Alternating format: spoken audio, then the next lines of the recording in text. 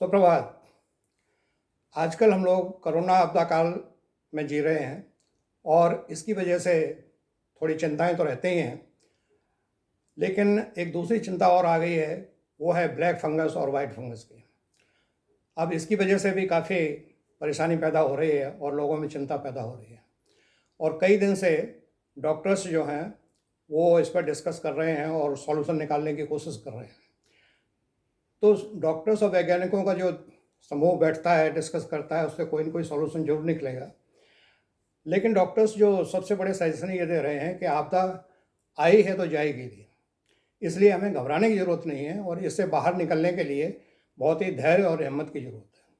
हम किसी भी तरह की अफवाह में न फंसें और न किसी को फंसाएं। हमें चाहिए कि बहुत ही धैर्य के साथ जो वैज्ञानिक बता रहे हैं, जो डॉक्टर्स बता रहे हैं, उन प्रोटोकॉल्स का पालन करते रहें। इन प्रोटोकॉल्स में जैसे मास्क लगाना, सोशल डिस्टेंसिंग रखना, हाथ अच्छी तरह से धोना और खाना जो है बहुत ही साधारण खाना, जिसमें प्रोटीन्स तो हों लेकिन ऑयल एंड फैट जितना कम हो उतना होना चाहिए। तो ये जो प्रोटोकॉल हैं उनको हमें अपनाने में कुछ नहीं जाता, ये तो अपने हाथ की बात है। तो डॉक्टर्स का कहना ये है कि अगर हम प्रोटोकॉल्स का पालन करते रहेंगे तो लगभग 70 से 75% तक हम कोरोना से दूर बने रहेंगे। तो जो चीज़ हमारे हाथ में है 70-75%, हम उसको क्यों नहीं करते? हमें वो अवश्य अपनाना चाहिए और हमें जागरूक करना चाहिए दूसरों को भी। और जागरूकता वैसे आ भी गई है, लेकिन जागरूकता भी करने की बहुत ही आवश्यकता है। अभी हमारे ग्रैंडसन सात्विक ने भी एक बहुत अच्छा पोस्टर निकाला। उस पोस्टर में क्या क्या प्रोटोकॉल्स हैं, उनको कैसे कैसे अपनाना है, ये बताया गया। तो इस तरह के प्रयास अपने अपने स्तर पर स्कूलों के द्वारा, दूसरी संस्थाओं के द्वारा कराए जा रहे हैं और हमें भी चाहिए कि हम अपने आसपास के लोगों को ये कहें कि भाई प्रोटोकॉल्स का पालन करो। और एक दूसरी बात यह है कि जो वैक्सीन्स के बारे में भ्रम फैल गया, लोगों ने फैला दिया, उस भ्रम से हमें बाहर निकलना है, खुद भी निकलना है और दूसरों को भी निकलना है। ये वैक्सीन जो है एक बहुत बड़ा कवच है, इस कवच को पहनने की आवश्यकता है। तो हमें सबको जागरूक करना है। लोग वैसे जागरूक हो भी रहे हैं, अचानक अब भीड़ भी बढ़ने लगी है, लेकिन इसमें भी घबराने की ज़रूरत नहीं है। लोग कह रहे हैं वैक्सीन नहीं मिल रही, ये नहीं मिल रहा, वो नहीं मिल रहा, एक हैवक पैदा करने की कोशिश हो रही है। वो नहीं करना है। वैक्सीन मिलेगी और 2-3 महीने के अंदर मुझे लगता है कि हर किसी के पास ये वैक्सीन पहुंच जाएगी। लेकिन हमें मन बना लेना है कि हमें खुद लगवाना है, अपने साथियों को लगवाना है, अपने रिश्तेदारों को लगवाना है, ताकि इस कोरोना से बचा सकें। और दूसरी बात यह है कि कोरोना जब नहीं आएगा तो ब्लैक फंगस और वाइट फंगस के आने के चांसेस भी बहुत कम है, ऐसा डॉक्टर्स कह रहे हैं।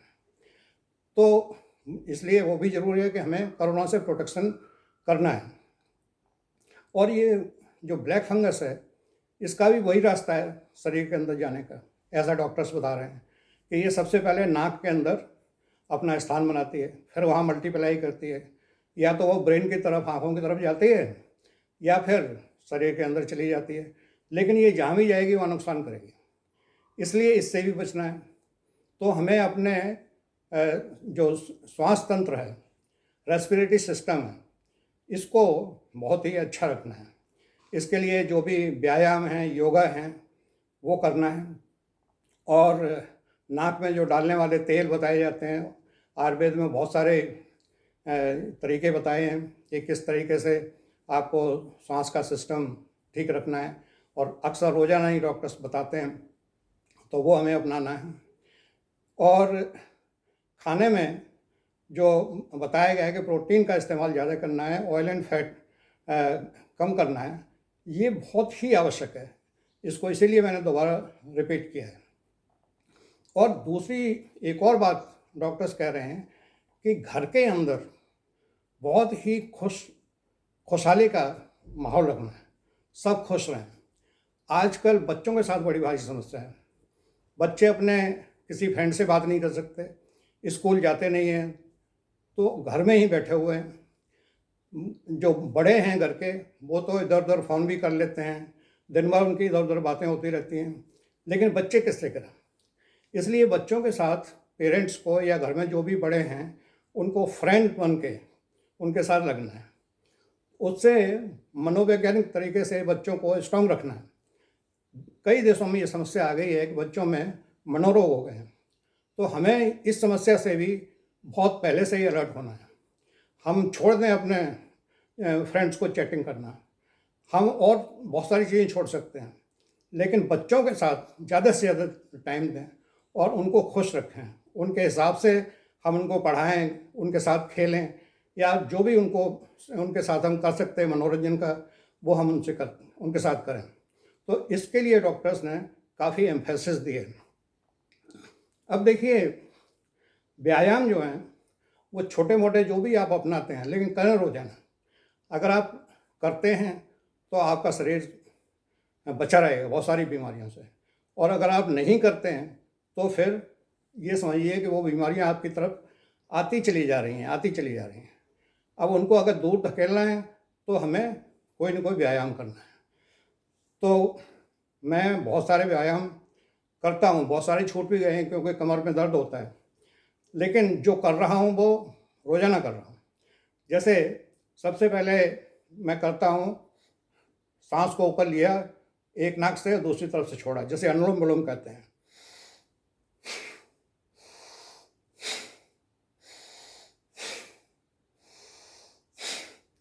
ये मैं 10 बार करता हूँ। फिर उसके बाद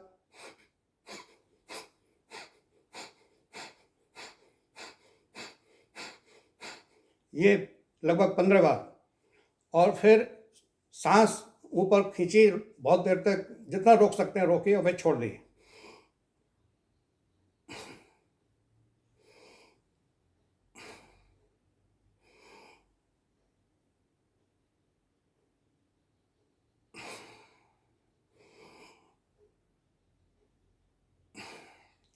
तो ये आपके फेफड़ों की बहुत अच्छी एक्सरसाइज है। इसको जितना आप कर सकते हैं अवश्य करें। और नाक में तेल डालना सुबह और शाम को ये ना भूलें। और इसके बाद मैं जो हूँ करता हूँ जॉगिंग। आजकल बाहर नहीं जाते तो कमरे के अंदर ही इस तरह से जॉगिंग करता रहता हूँ। और इस जॉगिंग से जब तक मेरी सांस नहीं फूल जाती तब तक मैं करता हूँ। तो ये जॉगिंग हो जाती है। बाहर नहीं जा रहे तो कोई बात नहीं, घर में तो हो जाएगी।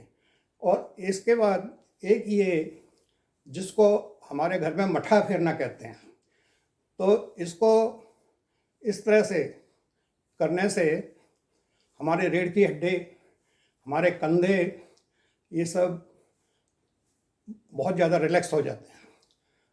तो ये मैं करता हूँ, जब तक मैं सोचता हूँ थकान नहीं आ गई तब तक कर लेता हूँ। इसके बाद एक ये एक्सरसाइज है जिससे हाथों की भी होती है, और कहते हैं कि जो सर्वाइकल प्रॉब्लम्स हैं उनमें भी ठीक करने में ये सहायक होती है। तो ये इस तरह से कर लेते हैं। और एक ये एक्सरसाइज ये करते हैं, और ये सब अपने शरीर के अनुसार 10-10 बार, 15-15 बार, जैसा भी आप कर सकते हैं वो कर सकते हैं। ये सब आपके सिस्टम को एक्टिवेट करती हैं। जब सिस्टम एक्टिवेट रहेगा तो फिर आपका शरीर भी अच्छा रहेगा। तो इसलिए सिस्टम को ठीक करना हमारी बहुत ही आवश्यकता है। अब देखिए, इम्यूनिटी जैसे जैसे शरीर की डाउन होती जाती है वैसे वैसे रोग आते चले जाते हैं, क्योंकि हमारे शरीर में वो सब बैक्टीरिया, वायरस, फंगस हैं जो हमें नुकसान कर सकते हैं, लेकिन इम्यून सिस्टम उनको एक किनारे बैठा हुआ है, वो हमारे ऊपर असर नहीं कर रहे हैं। लेकिन जैसे ही इम्यून सिस्टम वीक हो जाता है वैसे ही वो हमारे ऊपर अटैक करते हैं। तो डॉक्टर्स ने कहा कि ये ब्लैक फंगस भी हमारे शरीर के अंदर ऑलरेडी है, लेकिन वो इम्यून सिस्टम स्ट्रांग होने की वजह से वो एक तरफ पड़ी है। लेकिन जिनको कोरोना हो गया है या जिनकी इम्यूनिटी कमज़ोर है उनके ऊपर अभी अटैक करने लगी है।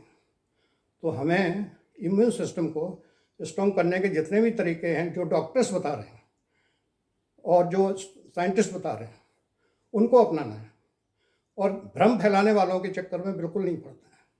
उनका अपना मकसद होता है इसलिए उनसे दूर रहना है, अपने स्वास्थ्य का ध्यान रखना है, अपने परिवार के स्वास्थ्य का ध्यान रखना है और अपने समाज के स्वास्थ्य का ध्यान रखना है। जय हिंद।